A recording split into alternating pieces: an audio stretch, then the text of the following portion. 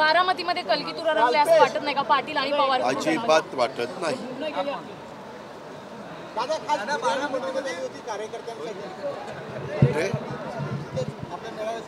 मला तर शाकाहारी मिळालं, मला बिर्याणी नाही मिळाली.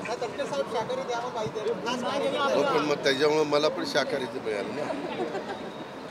अरे पत्रकार मित्रांनो, आम्ही तुम्हाला वेळ देतो, काय प्रश्न विचारता? बिर्याणी होती ना, आमचं होतं काय? काहीतरी थोडंसं व्यवस्थित मुद्द्याचे प्रश्न विचारा.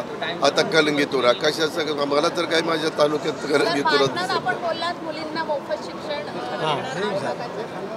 हो बरोबर आहे. 8 लाखापर्यंत ज्या आईवडिलांचं उत्पन्न आहे आपल्या महाराष्ट्रामध्ये मुलींना नेहमीच प्राधान्य देण्याचा प्रयत्न केला आहे. कारण पुरोगामी विचाराचा हा महाराष्ट्र आहे. शाहू फुले आंबेडकरांच्या विचाराने चालणारा हा महाराष्ट्र आहे. छत्रपती शिवाजी महाराजांचा आदर्श डोळ्यासमोर ठेवून पुढे जाणारा महाराष्ट्र आहे. म्हणून आपल्या इथं मागासवर्गीय समाजाच्या सगळ्या मुलींना मुलांना मोफत शिक्षण असतं. आदिवासी समाजाच्या सगळ्या मुलांना मुलींना मोफत शिक्षण असतं. परंतु समाजातला एक असा घटक आहे की त्या घटकामध्ये देखील गरीब वर्ग असतो.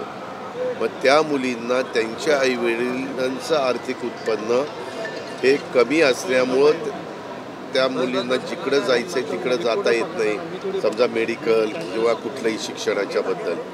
आता आम्ही निर्णय घेतला की याला काही हजार कोटी रुपये लागणार आहेत. ते जरी लागले तरी चालतील, पण त्या मुलीला असं वाटता कामा नये की माझ्या आईवडिलांची आर्थिक परिस्थिती ही कमकुवत आहे म्हणून मला चांगलं शिक्षण घेता येत नाही. त्याच्याकरता त्याही घटकाला 8 लाखापर्यंत, 8 लाखाच्या वर असेल तर आईवडील त्यांचा खर्च करतीलच, पण 8 लाखाच्या आत जी मर्यादा घातलेली आहे आणि त्याच्यात आम्ही तो देण्याचा निर्णय घेतलेला. चला धन्यवाद.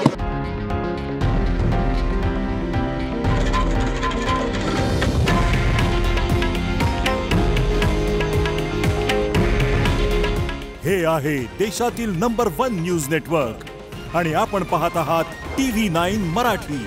काळजी तुमची, हित महाराष्ट्राचं.